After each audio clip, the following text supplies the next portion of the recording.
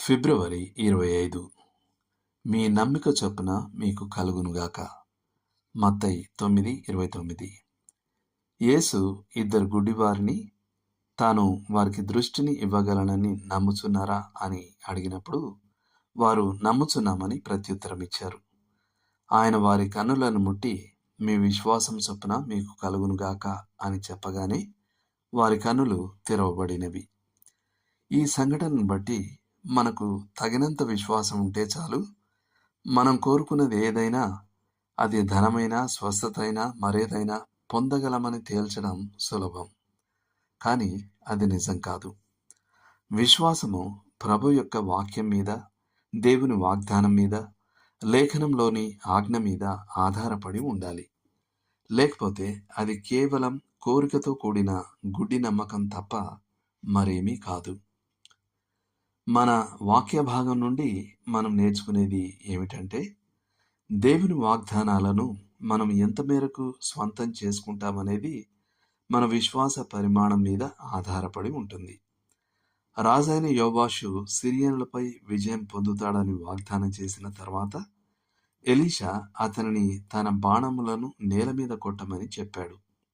యోవాషు 3 సార్లు కొట్టి ఆపేశాడు.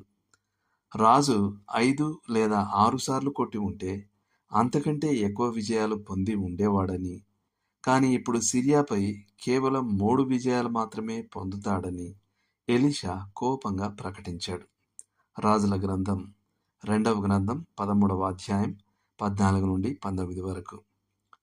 అతని విజయ పరిమాణం అతని విశ్వాసం మీద ఆధారపడి ఉంది. శిష్యత్వపు జీవితంలో కూడా ఇది ఇలాగే ఉంటుంది. మనం విశ్వాసం ద్వారా నడుచుకున్నటకు, సర్వస్వంను విడిచిపెట్టుటకు పిలువబడ్డాం. భూమి మీద ధనమును సమకూర్చుకునవద్దని మనకు ఆజ్ఞాపించబడింది.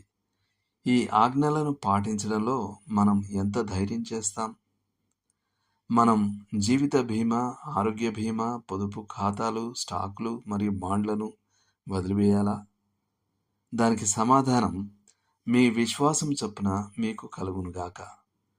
ఒకవేళ మీరు నా ప్రస్తుత అవసరాల కోసం, నా కుటుంబ అవసరాల కోసం నేను కష్టపడి పనిచేస్తాను, దానికంటే ఎక్కువ ఉన్నదంతా ప్రభు పనిలో పెడతాను మరియు భవిష్యత్తు కోసం దేవునిని నమ్ముకుంటాను అని చెప్పగల విశ్వాసం మీకుంటే, అప్పుడు ప్రభువు మీ భవిష్యత్తును ఖచ్చితంగా చూసుకుంటారని మీరు నిశ్చయించుకోవచ్చు. ఆయన అలా చేస్తానని చెప్పాడు మరియు ఆయన వాక్యం విఫలం కాదు. మరోవైపు మనం కష్టకాలం కోసం సమకూర్చుకోవడం ద్వారా మానవ వివేకాన్ని ప్రదర్శించాలని భావిస్తే దేవుడు మనల్ని అప్పటికీ ప్రేమిస్తాడు మరియు మన విశ్వాస పరిమాణాన్ని బట్టి మనల్ని వాడుకుంటాడు. విశ్వాస జీవితం యెహెజ్కేలు 47వ అధ్యాయంలో దేవాలయం నుండి ప్రవహించు జలముల వంటిది.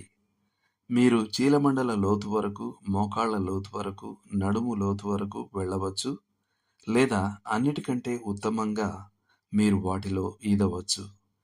అయితే దేవుని శ్రేష్టమైన ఆశీర్వాదాలు ఆయనను సంపూర్ణంగా నమ్ముకుని వారికే లభిస్తాయి.